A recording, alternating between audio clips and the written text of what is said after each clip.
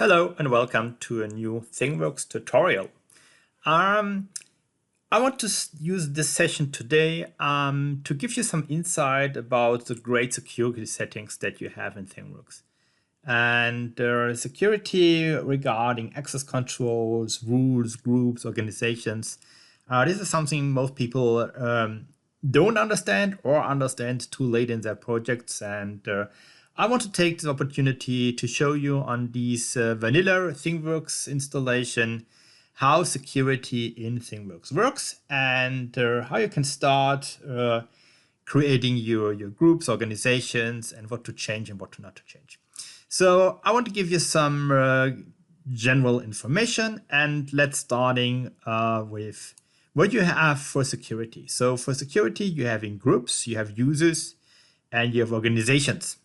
And for sure, user groups can also be nested, so you can create a user group in a user group. And so this is all fine. So let's start building an organization, and then I will bring you step by step to the security control. So I create a new organization. I will name this ACME. And this organization, this is my ACME organization, ACME, so ACME. I will create in this organization different sub-organizations. So I will have some normal users with limited access control. I will have an additional groups called my developers. Of these organizations, these developers, they should be allowed to create applications. And then in this use, I have my admins. So these are the administrators in my organization who are allowed to make changes to other users and have some rights to access objects and so on. So these are my organization I've now created and I will use for this example. The next thing that you need is here on every object in ThingWorx you have a permissions option. And on the permission, you have three different types what you can set. First of all is the visibility. So in ThingWorx, it's very easy. Visibility is granted by the organization. And if you don't see a thing, whatever runtime rights or design time rights you have, they don't kick in. Yeah? So what you can't see, you can't change. So visibility is the first that you must met to work with an object. And what I will do is, if I work with the ACME organization, I say, okay, at least the organization should see this organization. So every user in the organization should see the organization. And then later on, I will also create some additional runtime and design time permissions. So just starting from here. Next, you see here, you can add users and groups to different organizations or sub-organizations. Users you can do, but it doesn't make sense. For this one, I suggest that you are creating groups, putting these groups into the organizations and just putting the users into the groups. So let's going with groups, and in this case, these groups are more or less called roles. Yeah, so we have different groups. So starting with one user group called these are the ACME users. And with the ACME users, I already start to make things right and to give you the right way to work. So on the permission sides, I want to have the complete organization have the right to view this one. And during the runtime, I want to have let me save it first. On the runtime, I want to have the ACME users have read rights. So this was a save so that I can access this user group and say, okay, this user group can read properties of this user group. They cannot do anything else but just reading the group and see who is inside, so getting basic information of this one. These are my users. If you now want to create an additional user group and you don't want to start from scratch all the time, the easiest way to do this is using this nice duplicate. Here, if you duplicate an object and say these are my ACME developers,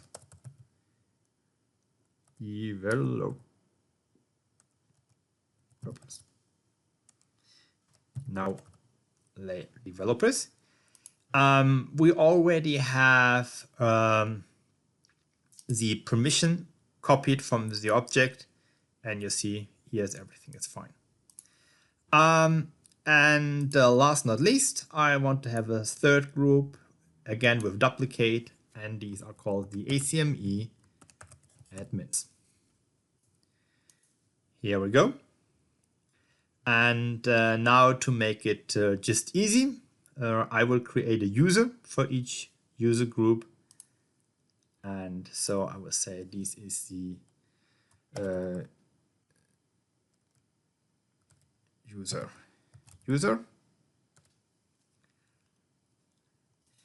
This will have, give it a password. Save the user. Password don't match. No problem. Save the user. I don't want to save it now. So same on the user permissions. So on the permissions, I want to have that the organization can see the users, so that the users are not hidden in this time. And also the ACM users is allowed to read properties on this user, so that you get at least some information about it. So this is my user, and with this configuration, I'm creating a user composer and a user admin. So we duplicate this user and doing the user composer. Composer will be the user who is creating ThingWorx applications.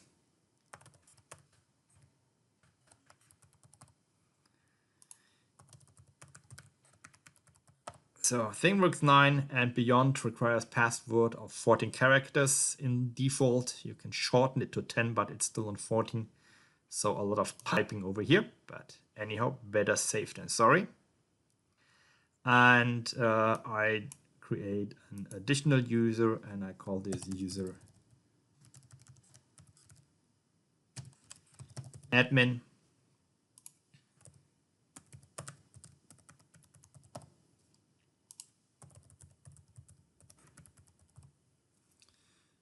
And save this one. Fine. So now I have 3 users, I have 3 groups. Now let's just assign the users to the groups. So manage members. We say here we are in the admins group and I want to have the user admin here, not the general admin, just the user admin. Or I have the developer here and I want to have the user composer. This is the developer user over here. And I want to have the ACME users, and here I want to have the user. Here we go. Save. So far so good. Next one is going back to our organization, because in our organization still this is empty. So the developers and the admins are still empty, so nobody belongs to this group. This now we change. So we say now the where are they?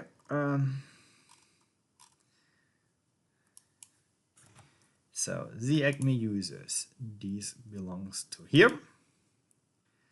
Developers, these are the ACME developers. Here we go. And the admins, these are the ACME admins. So you see this is straightforward. And if you've done it right, just click on here just to see if the groups are all assigned correctly. They are, so that's fine. Now, If we now log in to the system, none of these users will see anything because they are not assigned to any internal group. And so if I now assign, I just show it to you. So we just open a new browser, going in and say we are the user composer, which should be a developer.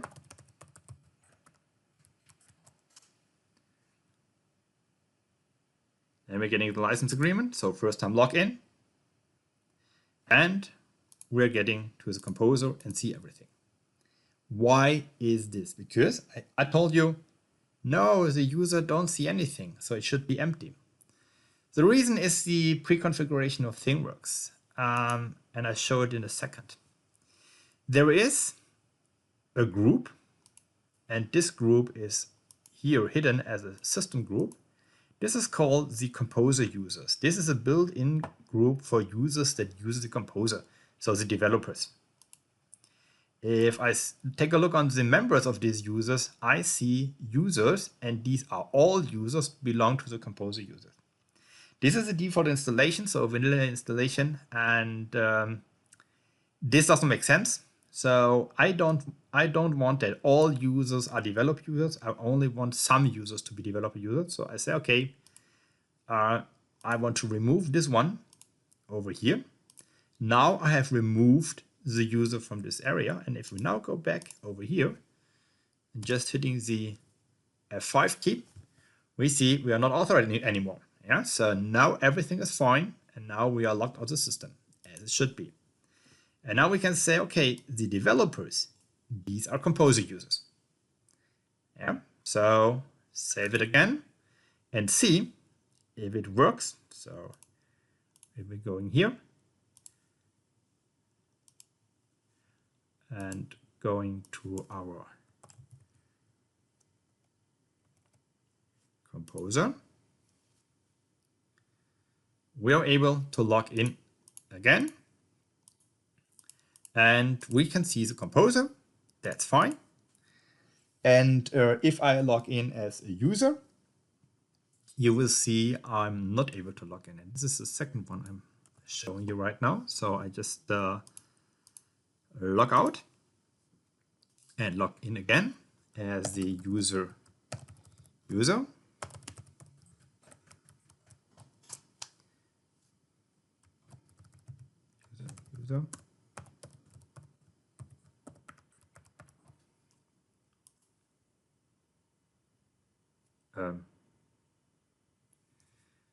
Just let me check. It's user and the password. What's wrong? User.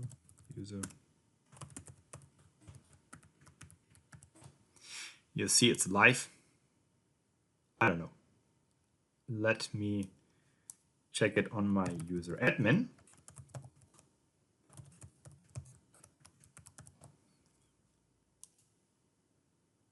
Okay, the user admin works, but also here I get no authorization, which is absolutely correct because I didn't make the user admin to anything special.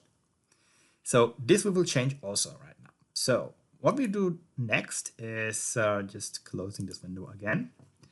So we are taking a look at the developers. So I would say in the users group are also the developers are users. Yeah, so I say, okay, everybody who is a developer is also a user.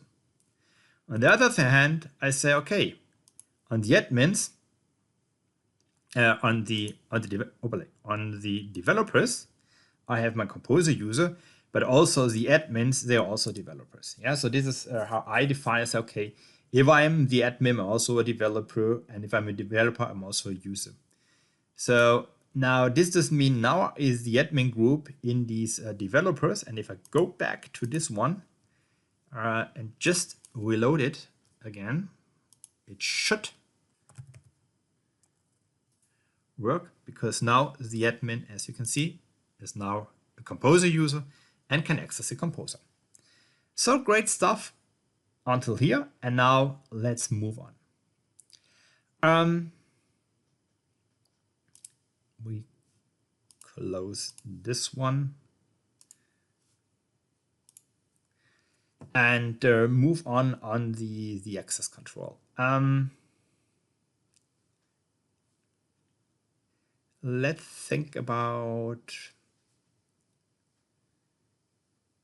okay, just going in as the composer user, just going in again. Just a second. Stealing the URL over here. User composer, and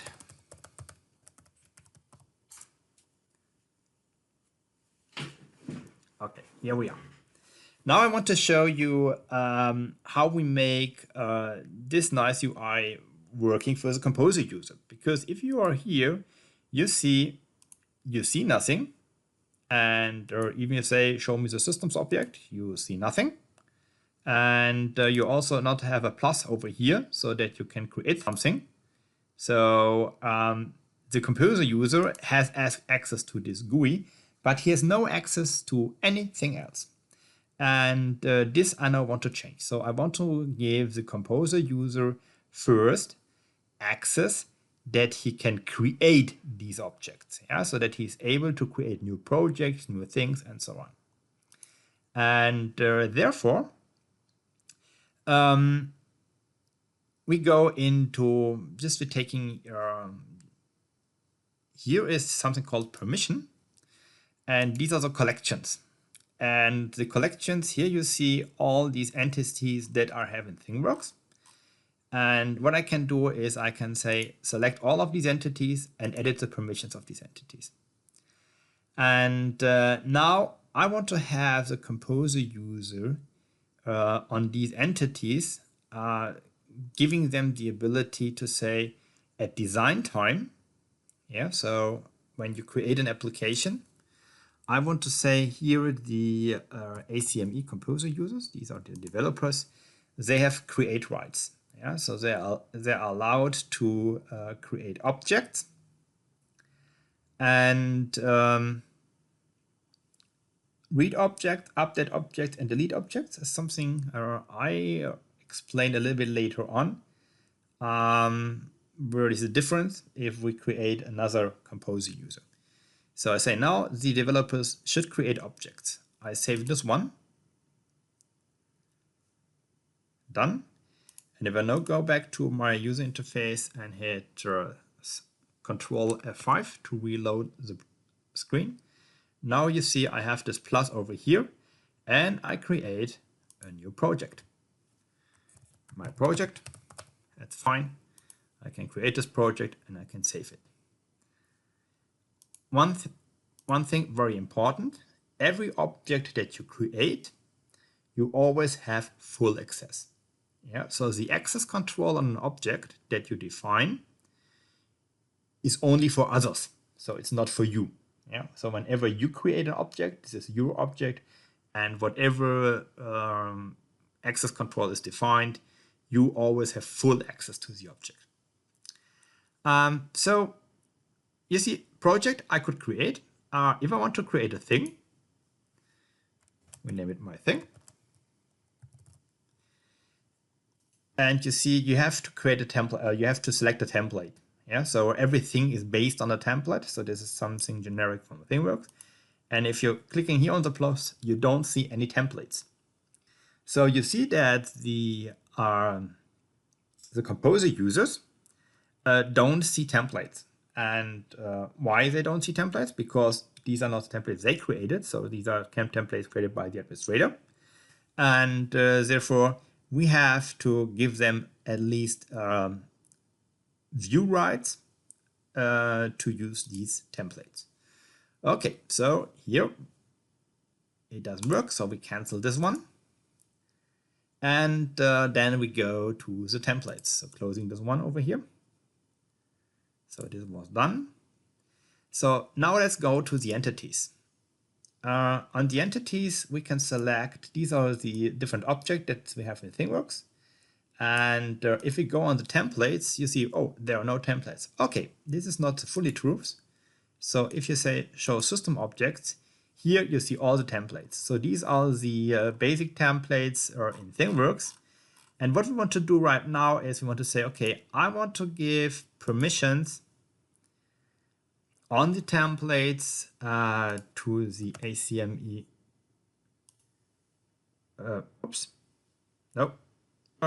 ACME organization. Or we just make it a little bit better. We want to see the ACME developers. Yeah, they should be able to see these templates because no one else needs to know them. Starting with this one,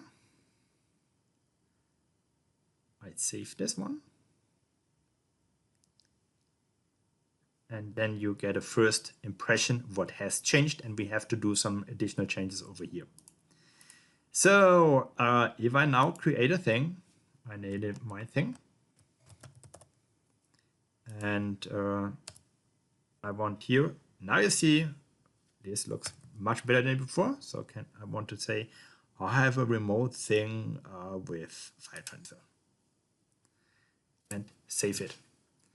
So this works very well. So I was able to select the thing and I was able to create a thing based on the other thing. On the properties, yeah, you also see here everything is fine. I can access this one. And I also have some additional services coming from the template thing. So this is all fine. So my new thing can leverage all these entities and this stuff. So very, very good.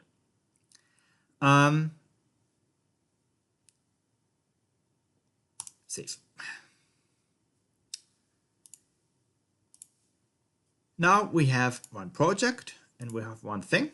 And I want to give now the user access to these objects. Yeah, so I would say this thing should be, or just yeah,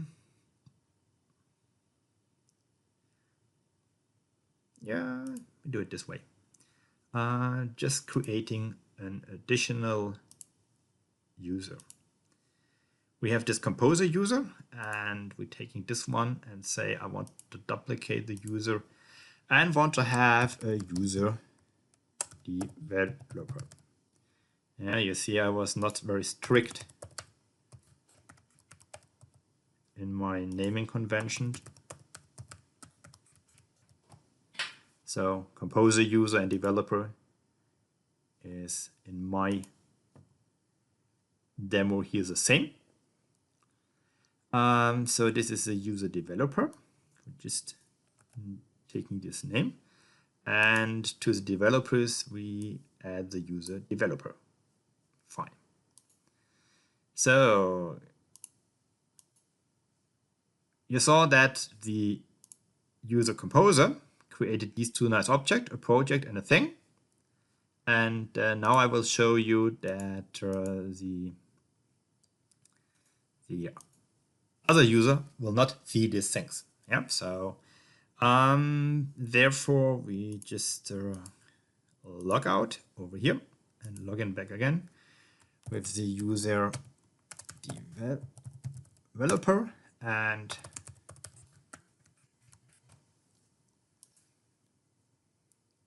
the password. Okay, first time login.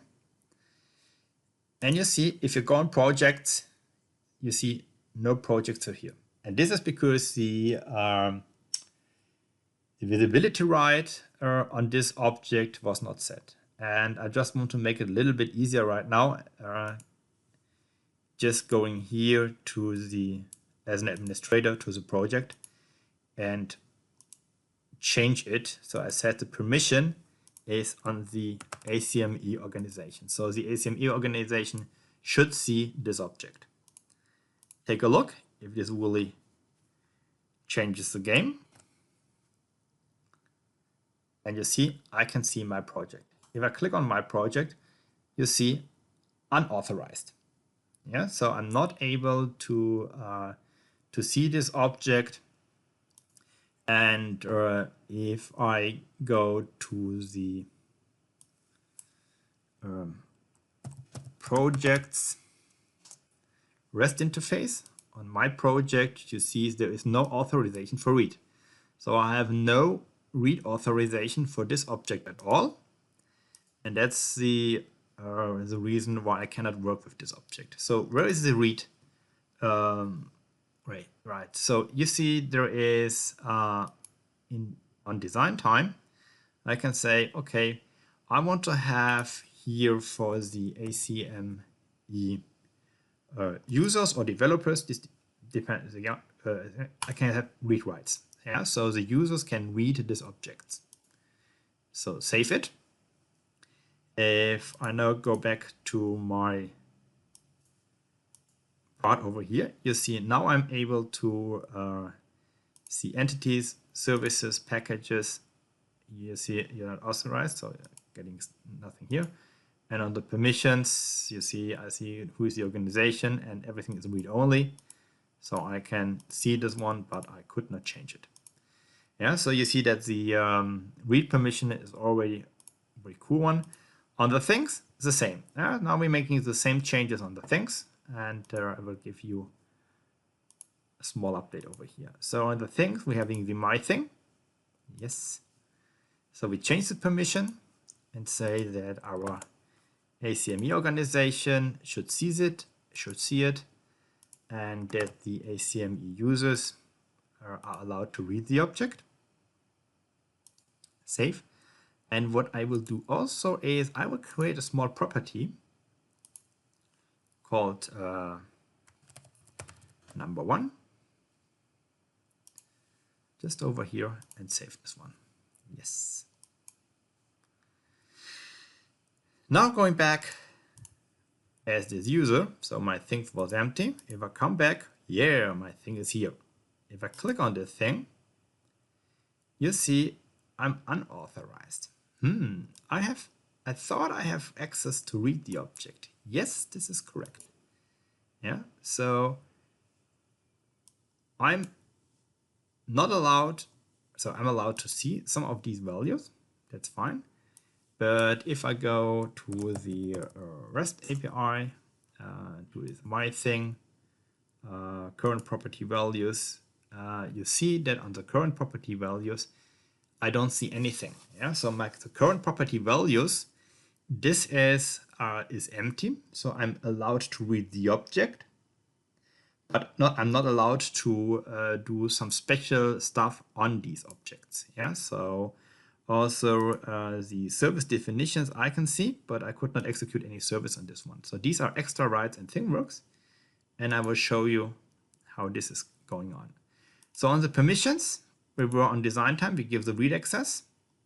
And now we go on the runtime permission and we say, okay, I want to have the group ACME users access to read properties.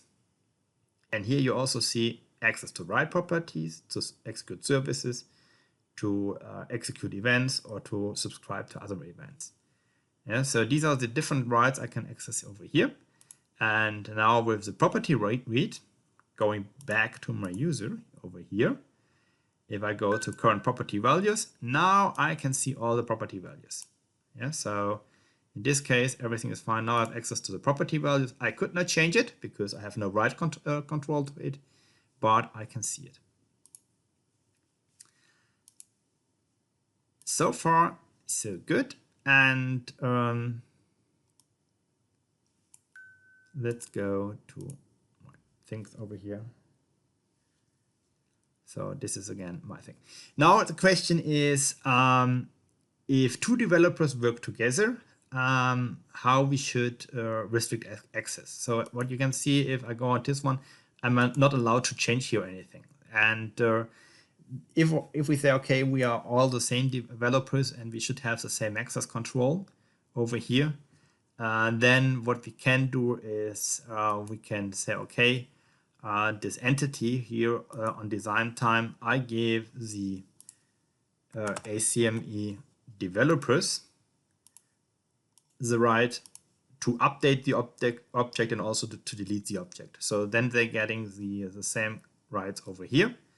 And I say on runtime version, also the ACME developers getting the right to use property services and execute these ones.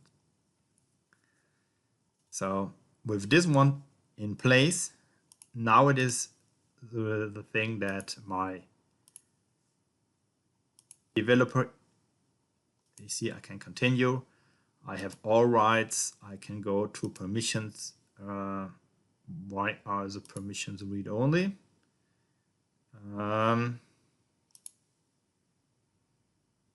This is a cool question.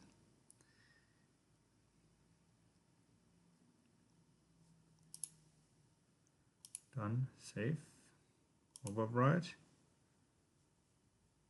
permissions. No, not read only. Yeah, so there was just a save missing. So normally, if you have update rights, then you can also change the permission.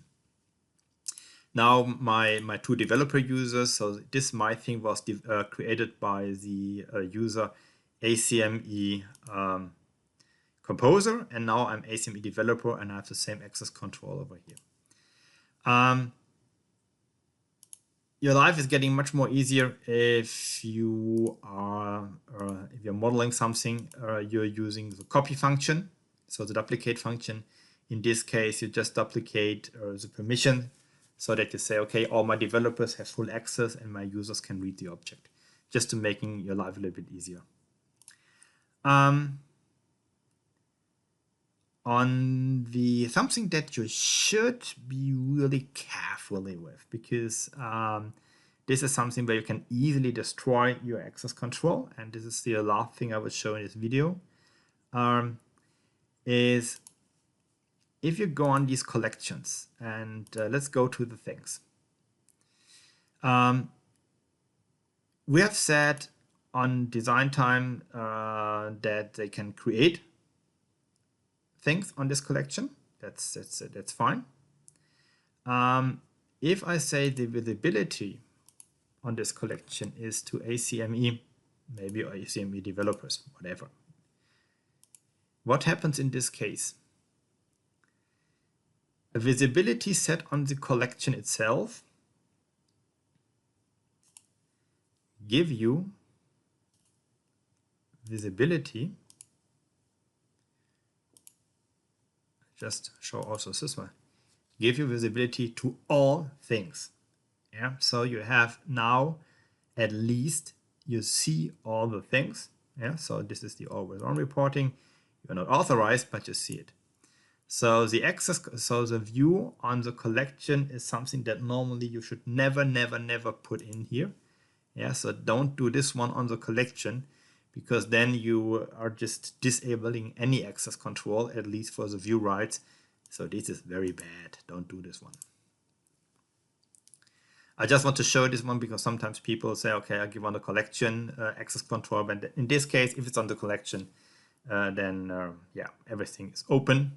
And yeah, if you want to see more, if you have special questions, please write into the comments, and I will give you some more insights about the access control. So long video so far, and I will say bye bye.